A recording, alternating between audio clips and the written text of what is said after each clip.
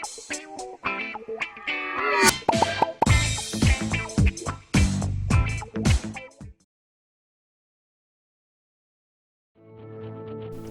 حیدرآباد کے علاقے باچوپلی میں منگل کی رات مہم آتشزدگی کا واقعہ پیش آیا۔ مین روڈ کے کنارے کئی فرنیچر کی دکانیں آگ کی نذر ہو گئی۔ اس واقعے میں تقریباً 5 کروڑ روپے کا مالی نقصان ہوا ہے۔ باچوپلی میاپور مرکزی شاہراہ پر واقع KGR کنونشن سینٹر سے سائی نگر روڈ کے موڑ تک تقریباً 25 فرنیچر کی دکانیں موجود ہیں۔ ہر دکان میں لاکھوں روپے مالیت کی لکڑی اور دیگر سامان ذخیرہ کیا جاتا ہے۔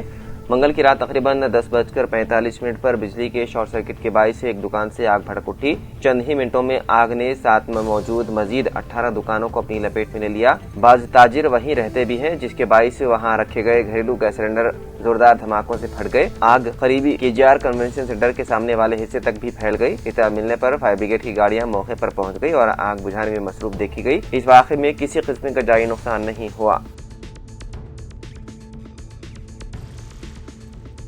منگل کی شام تل ابیب پر ایک ایرانی میزائل گرنے کے نتیجے میں کم از کم 7 اسرائیلی زخمی ہو گئے۔ عبرانی ذرائع نے اس بات کی تصدیق کی ہے کہ ایک میزائل تل ابیب کے مشرقی علاقے بنی براک میں گرا، جس کے نتیجے میں 7 افراد زخمی ہوئے، جبکہ گاڑیوں اور عمارتوں کو شدید نقصان پہنچا۔ وہیں دوسری جانب امریکی سینٹرل کمانڈ نے ایران کے خلاف امریکہ اور قابض اسرائیل کی مشترکہ فوجی کارروائیوں کے دوران ہلاک ہونے والے اپنے فوجیوں کی تعداد 6 ہونے کی تصدیق کر دی ہے، جبکہ 18 دیگر فوجی شدید زخمی بتائے جاتے ہیں۔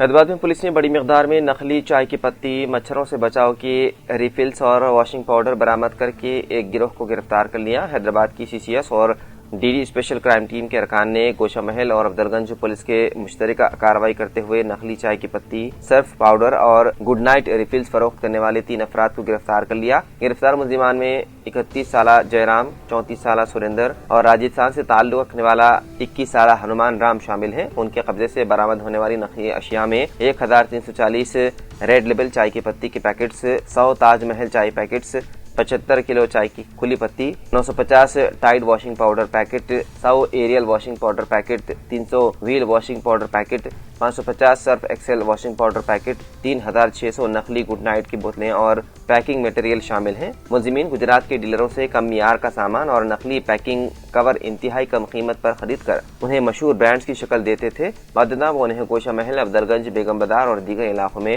ریٹیل و ہول سیل تاجروں کو فروخت کر کے عوام کو دھوکہ دے رہے تھے۔ یہ چھاپے CCS ACP وینکٹیشور ریڈی کی نگرانی میں اسپیشل کرائم ٹیم کے CID بھکشپتی کی ٹیم نے انجام دی۔ اسی دوران گولکنڈہ زون کے DCP چندر موہن کی نگرانی میں ACP S سدرشن کی قیادت میں CIS شرون کمار کی ٹیم نے مقدمات درج کیے۔ پولیس کے مطابق فرار ہونے والے مزید 7 ملزمین کی تلاش ہے جاری۔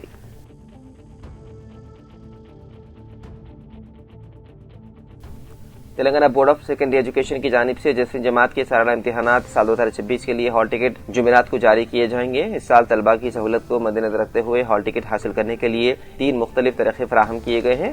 محکمہ تعلیم کے مطابق ہال ٹکٹ بورڈ کی سرکاری ویب سائٹ www.bsc.telangana.gov.in پر آن لائن دستیاب ہوں گے۔ اس کے علاوہ طلباء کے والدین کے رجسٹرڈ واٹس ایپ نمبروں پر بھی ہال ٹکٹ روانہ کیے جائیں گے تاکہ طلباء کو آسانی سے دستاویز حاصل ہو سکے۔ مزید یہ کہ اسی دن پرنٹ شدہ ہال ٹکٹ ریاست بھر کے متعلقہ اسکولوں کو بھی پہنچا دیے جائیں گے، جہاں سے طلباء اپنے ادارے کے ذریعے ہال ٹکٹ حاصل کر سکیں گے۔ حکام نے وعدے کیا ہے کہ طلباء آن لائن، واٹس ایپ یا پرنٹ شدہ کسی بھی فارمیٹ کے ہال ٹکٹ کے ساتھ امتحان میں شرکت کر سکتے ہیں۔ اگر کسی طالب علم کو ہال ٹکٹ ڈاؤن لوڈ کرنے میں دشواری پیش آئے تو اپنے اسکول کے پرنسپل سے رابطہ کر کے ہال ٹکٹ حاصل کر سکتے ہیں۔ وعدہ رہے کہ 10ویں جماعت کے سالانہ امتحانات 14 مارچ سے 16 اپریل تک منعقد ہوں گے، جن میں ریاست بھر سے تقریباً 5,28,248 طلباء شرکت کریں گے۔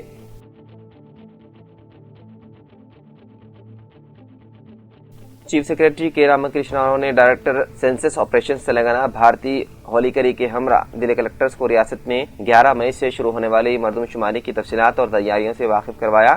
ریاست میں مردم شماری کے پہلے مرحلے کا 11 مئی سے آغاز ہوگا اور ضلع کلکٹرز کو ہدایت دی گئی ہے کہ وہ تمام تر تیاریوں کے ساتھ مردم شماری کے عمل کو مکمل کریں۔ کلکٹر سے خطاب کرتے ہوئے چیف سیکریٹری نے کہا ہے کہ مردم شماری سال 2027 ایک تاریخی پیش رفت ہے، جس کے ذریعے ملک میں پہلی مرتبہ ڈیجیٹل مردم شماری کا منصوبہ ہے۔ بنیادی سطح پر ڈیٹا حاصل کرنے اور شفافیت کو برقرار رکھنے کے لیے ایک خصوصی موبائل ایپلیکیشن کا استعمال کیا جائے گا۔ انہوں نے کہا کہ 11 مئی کو ریاست بھر میں ہاؤس لسٹنگ آپریشن یعنی مکانات کی جانچ اور مکینوں کی تفصیلات حاصل کرنے کے عمل کا آغاز ہوگا۔